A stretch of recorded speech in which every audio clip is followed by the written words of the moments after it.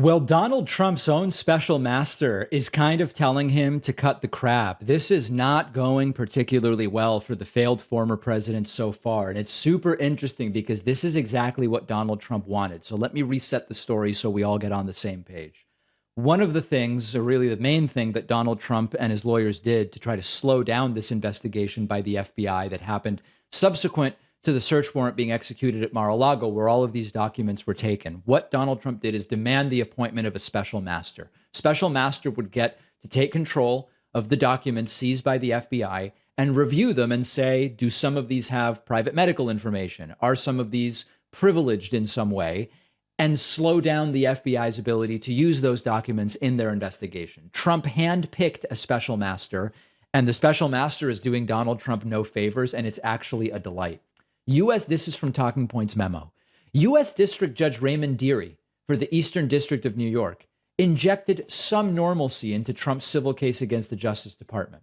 Dearie chastised attorneys for Trump during the hearing for refusing to produce any evidence that the records seized by the FBI from Mar-a-Lago in August had actually been declassified.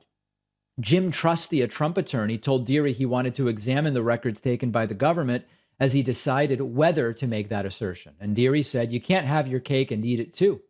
Dearie exhibited skepticism of the Trump team's classification arguments elsewhere in the hearing. He kept asking Trump's team versions of the same question. If I'm going to verify the classification, what am I looking for? This is really, really interesting. Here is a report from CNN about what went down. Judge Dearie posed a question to Trump's team where he said to them, if he gets a prima facie case that the documents are classified, perhaps by the markings, and if Trump's teams don't tell him that these documents were declassified, he said he essentially would, as far as he is concerned, he would go with the prima facie case, and that would be the end of it. Right. So really putting the issue to Trump's lawyers. He noted that the burden was on them in this case for them to decide if they were going to put forward any position that any of these documents have been declassified. And as we've been talking, that is something that the former president has said publicly on his social media feed, but it is not an argument that his attorneys have made yet in this case. This is the best. And I've talked to you about this before.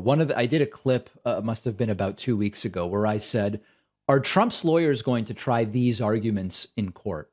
And one of the arguments was about the classification status of some of the seized documents and Trump's alleged broad blanket abracadabra declassification. And one of the things we've learned is that a lot of the things you say in the media don't hold up in court. We saw this after the 2020 election in the 60 plus cases that were brought to different courts. In this particular case, in social media and elsewhere, the argument has been made, Trump declassified everything. And what the special master is saying is, if you hand me a document and it says classified, and you don't assert and prove that Trump declassified it, that's it. It's a classified document, and that's all there is to it. And this is not what the Trump team was hoping for. Really funny. As Trump's legal team is showing up to court, there's someone holding a nuclear secret sign in the background and people yelling, indict Trump, and all sorts of other hilarious things. Trump! Indict Trump! Indict him already! Indict Trump! What are you waiting for? The worst lawyers in America!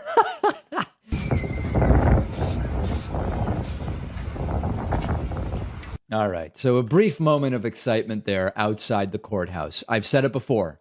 Try it in court, try it under oath, and then they don't. So we're going to be following this very closely. But early on, this entire special master thing, not going particularly well for Donald Trump.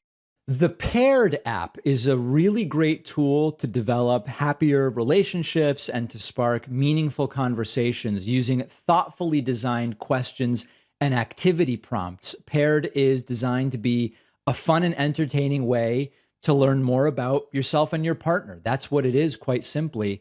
The app uses research-backed games, questions, quizzes to reinforce and grow your relationship. It's simple and it's an effective way to inspire really deep discussions with your significant other. This is not couples therapy. Paired is like going to the gym, but for your relationship. It's like a daily exercise for your relationship. And all of the exercises were developed by academic psychologists and expert relationship therapists as well.